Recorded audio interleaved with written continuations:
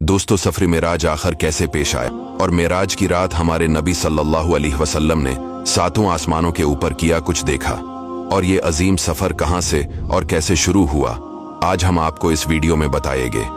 तो चलिए सफर को शुरू करते हैं। अल्लाह ताला कुरान पाक में इस वाकया का तज़किरा कुछ इस तरह फरमाते हैं, पाक है वो ज़ात जो रातों रात ले गया अपने बंदे को मस्जिद हराम से लेकर मस्जिद अक्सा तक। चिनाचे मेराज की रात हजरत जबरील अलैहिस्सलाम बारगाह रिसालत सल्लल्लाहु अलैहि वसल्लम में हाजिर हुए। आप सल्लल्लाहु अलैहि वसल्लम को मेराज की खुशखबरी सुनाई और आप सल्लल्लाहु अलैहि वसल्लम का मुक़द्दस सीना खोलकर इसे आब ज़मज़म से धुया, फिर इसे हिकमत से भर दिया।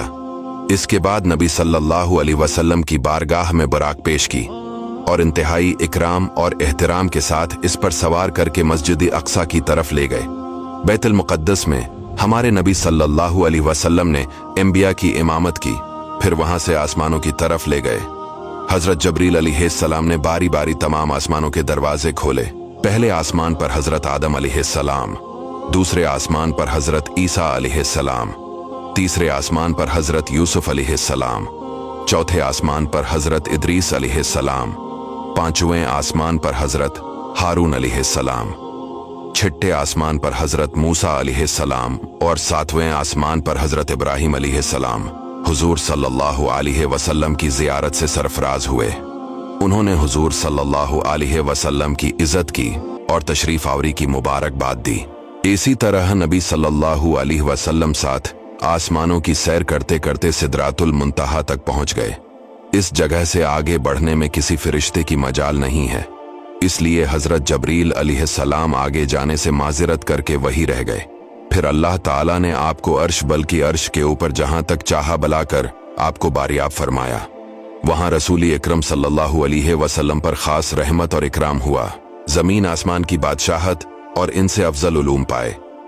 अम्मत के लिए 50 नमाजें फर्ज हुई। नबी सल्लल्लाहु अलैहि वसल्लम ने बाज गुनाहगारों की शिफात फरमाई और फिर दुनिया में अपनी जगह वापस तशरीफ ले आए। लेकिन जब वहां से वापस आए तो हजरत मूसा ने आपसे अर्ज की कि आपकी अम्मत से इन 50 नमाजों का बार न उठा सकेगा, लिहाजा आप वापस जाए और अल्लाह से तखफीफ की दरख्वास्त कीजिए। चिनाचे आप हजरत मूसा के मशूरे से चंद बार आप बारगाह इलाही में आते जाते और अर्ज परदाज हुए, यहां तक कि 5 वक्त की नमाजें रह गईं और अल्लाह ताला ने अपने हबीब से फरमाया कि मेरा कौल बदल नहीं सकता। ए महबूब, आपकी अम्त के लिए ये 5 भी 50 होगी। नमाजें तो 5 होगी, मगर मैं आपकी अम्त को इन 5 नमाजों पर 50 नमाजों का सवाब अता करूंगा। फिर आप सल्लल्लाहु अलैहि वसल्लम आलमी मलकूत की अच्छी तरह सैर फरमाकर मक्का की तरफ वापस रवाना हुए। रास्ते में आपने बैतुल मुक़द्दस से मक्का तक की मंजिलों और कुरैश के काफिलों को भी देखा।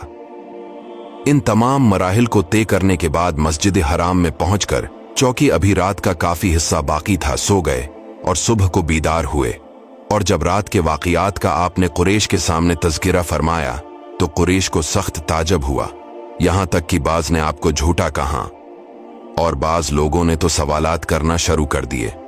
चूंकि अक्सर कुरैश ने बार बार बैतुल मुक़द्दस को देखा था और वो ये भी जानते थे कि हुजूर सल्लल्लाहु अलैहि वसल्लम कभी भी बैतुल मुक़द्दस नहीं गए, इसलिए इम्तिहान के तौर पर इन लोगों ने आपसे बैतुल मुक़द्दस के दरो दीवार और मेहराबों के बारे में सवालों की बौछार शुरू कर दी। इस वक्त अल्लाह ताला ने आपकी निगाह नबूत के सामने बैतुल मुक़द्दस की पूरी इमारत का नक्शा पेश फरमा दिया। चिनाचे कफ़ार कुरैश आपसे सवाल करते जाते थे और आप इमारत को देख देख कर इनके सवालों का जवाब ठीक ठाक जवाब देते जाते थे। तो दोस्तों, ये था हमारा आज का वाकया। आपसे गुजारिश है वीडियो को शेयर कीजिए।